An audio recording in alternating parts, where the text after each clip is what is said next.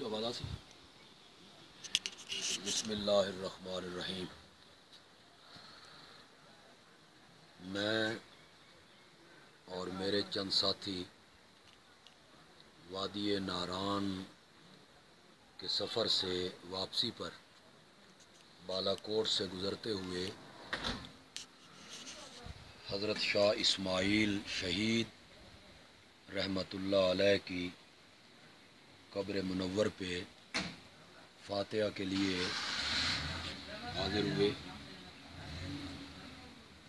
حضرت شاہ اسماعیل شہید رحمۃ اللہ علیہ حضرت شاہ عبد الغنی رحمۃ اللہ علیہ کے لائق ترین فرزند ہیں اور ان کے دادا بر صغیر کے ایک بہت بڑے عالم بلکہ مجدد حضرت شاہ ولی اللہ محدث دہلوی رحمۃ اللہ علیہ تھے۔ شاہ اسماعیل شہید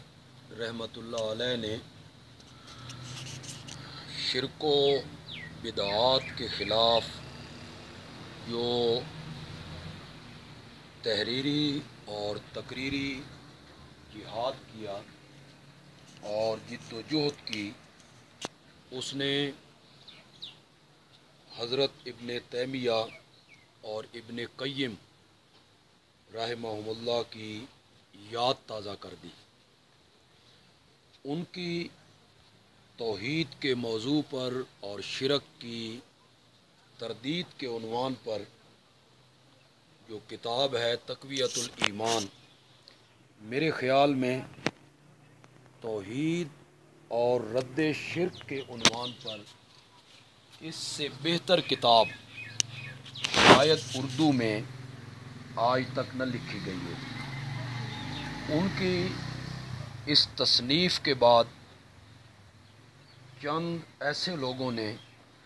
جو شرک و بدعات کے رسیا تھے، ان کے والد سے شکایت کی کہ آپ کے فرزند نے ایک ایسی کتاب لکھی ہے جس میں انہوں نے ساری دنیا کو مشرک بنا دیا اور بڑی سخت کتاب انہوں نے لکھی۔ چنانچہ ان کے والد نے جب ان سے پوچھا تو انہوں نے فرمایا کہ بابا، آپ میری اس کتاب کو پڑھیں اور جو سختی آپ کو نظر آئے اسے آپ نرم کر دیں، لیکن یاد رکھیں کہ جب آپ اس کتاب کی کسی سختی کو نرمی میں بدلنے کی کوشش کریں گے تو اللہ کا قرآن بدل جائے گا کہ میں نے تو صرف قرآن پاک کی آیات اور امام الانبیاء حضرت سیدنا محمد الرسول اللہ صلی اللہ علیہ وسلم کی احادیث نقل کی ہیں اور صرف ان کا ترجمہ میں نے کیا ہے۔ چنانچہ تقویۃ الایمان جو ان کی کتاب ہے وہ آج تک شرک و بدعات کے ایوانوں میں اس نے زلزلہ بپا کیا ہوا ہے، اور آج تک لوگ ان کا نام سن کے جو غیر اللہ کے پجاری ہیں، آج تک ان کا نام سن کے وہ لوگ کانپ اٹھتے ہیں، کبھی انہیں قتیل کا خطاب دیتے ہیں، کبھی ان پر تبرہ کرتے ہیں، لیکن اس بات کی ہمیں آج تک سمجھ نہیں آئی کہ حضرت شاہ اسماعیل شہید رحمۃ اللہ علیہ ان کی جو جنگ اور لڑائی تھی وہ تو سکھوں کے ساتھ تھی۔ سکھوں کے خلاف لڑتے ہوئے انہوں نے جام شہادت نوش کیا اور دلی سے یہاں تک کا سفر کیا، تو سکھوں کو تو اس نام سے تکلیف ہونی چاہیے، لیکن کلمہ پڑھنے والوں کو اس عظیم شخصیت کے نام سے کیوں تکلیف ہوتی ہے، اس حقیقت کی ہمیں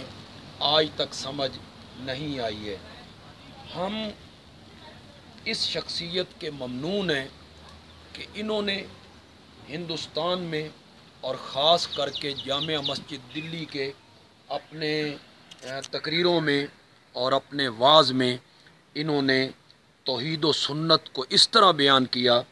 کہ اس نے قرون اولیٰ کی یاد تازہ کر دی ہے۔ ہم سب دعا گو ہیں کہ اللہ تعالیٰ ان کے جنت میں مزید درجات بلند فرمائے، اور اللہ تعالیٰ ہم سب کو